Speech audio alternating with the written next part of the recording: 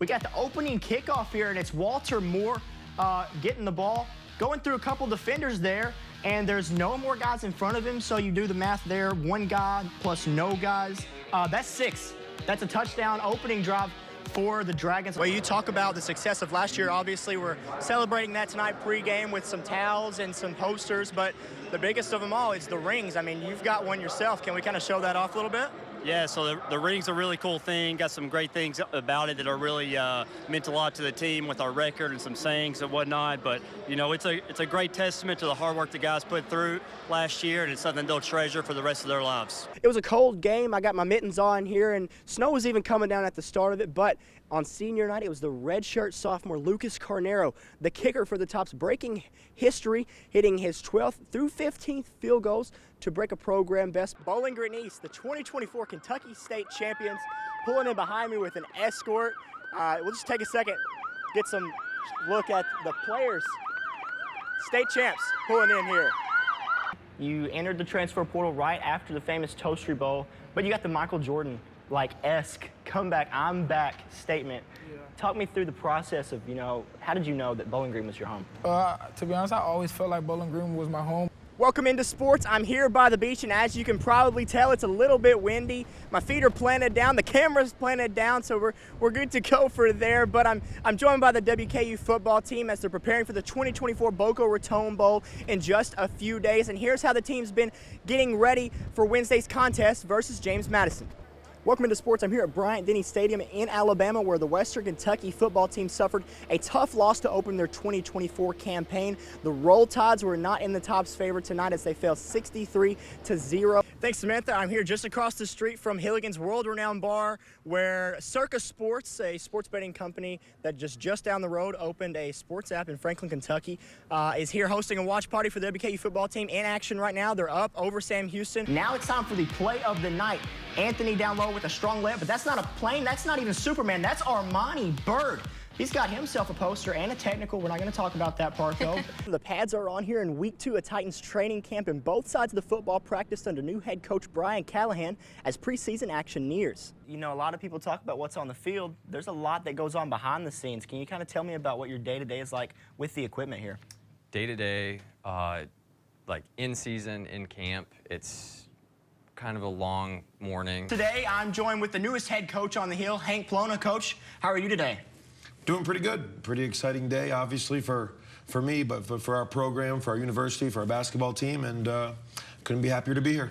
Do you have a favorite hobby outside of baseball? It's gaming, collecting stuff? Video games is my thing. Right after this, I go right to the game, play games, pretty much the whole team. Now, as their manager, I'm sure they've had a lot of coaching up to this point, 20-something years. So do you guys try to change stuff up? Do you try to just kind of hone on what they've got? How does that work? You know what? At the end of the day, like I tell them in the beginning, this is your career. Welcome into sports. I'm here by the beach, and as you can probably tell, it's a little bit windy. My feet are planted down, the camera's planted down, so we're good to go for there. But I'm joined by the WKU football team as they're preparing for the 2024 Boca Raton Bowl in just a few days. And here's how the team's been getting ready for Wednesday's contest versus James Madison. It all started Saturday morning as the team boarded their flight from Kentucky to Florida with their sights set on another bowl victory. And once the team touched down in West Palm, head coach Tyson Helton shared some opening thoughts on the upcoming game and the festivities leading up to it. This is a time for celebration, and we take this game very, very seriously. But we love seeing the families, love seeing the fans, love being down here. You get to go to the beach, you get to see what this beautiful area has to offer. That's a very important part of it, and our guys love to do that. And but just like Coach said, when we're going to put in some good practices here over the next couple days to put the finishing touches on for this game. And the first practice came Sunday afternoon, where the Hilltoppers went to work preparing for a tough James Madison Dukes football team. Afterwards, defensive back Virgil Marshall and running back Elijah Young spoke on the early bowl game experience in Boca Raton. I'm very excited. This is going to be a very special moment. It's a blessing, A lot of things are going to start moving a lot faster, great weather, great environment. I love Florida. And Sunday evening, the team made a stop at Lake Worth Pier to relax and take in the South Florida environment, from getting into the sand and water to standing on the pier and catching or trying to catch some fish. It was a nice getaway from the gridiron for the Tops. Well, I'm very fortunate where we're at and where we're staying. There's a couple restaurants that I got to experience last time, and the food down here is exceptional, and there's so much variety here. And I want to put a plug in for a particular one, but I'm going to hold off there because I don't want to make anybody mad. But they're going to see me tonight, and I'm going to be eating some chips and salsa and having some good food for sure. More than anything, this is a great area. We love being here and everything this city has to offer, and it's a great time to be down here. The Tops and the Dukes will meet up on Wednesday afternoon at FAU Stadium for the 2024 Boca Raton Bowl. But ahead of that, stay tuned in here at News 40 Sports and News 40 for the best Boca Raton Bowl coverage. That's your look at sports. We'll have more News 40 coming up right after this break.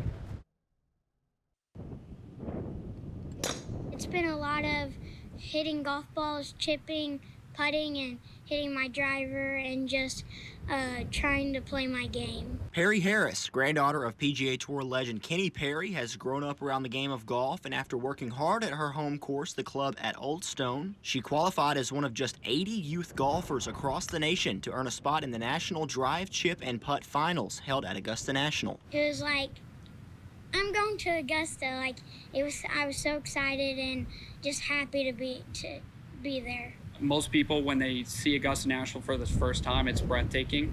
It's really an incredible property, and it's such an incredible event. You can just feel the excitement in the air, because it's the day before the Masters, so it's really exciting, and the course is in great shape. So I'll be there to support her, but I think it's just to take a moment and be able to realize where you are. You're on hollow grounds, and so no matter the result, no matter all the preparation you put in, it's just a special day and enjoyable to be there.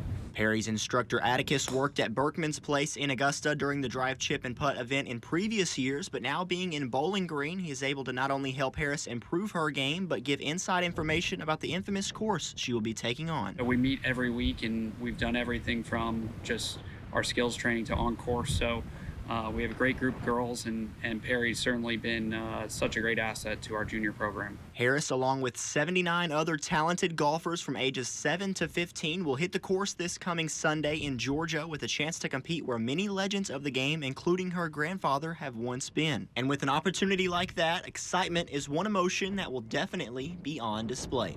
I'm really excited to be going there because it's really a big event for a lot of people who made it there, and you work just a lot to get there. Reporting from Bowling Green, because local matters, Cole Scott, WNKY News 40.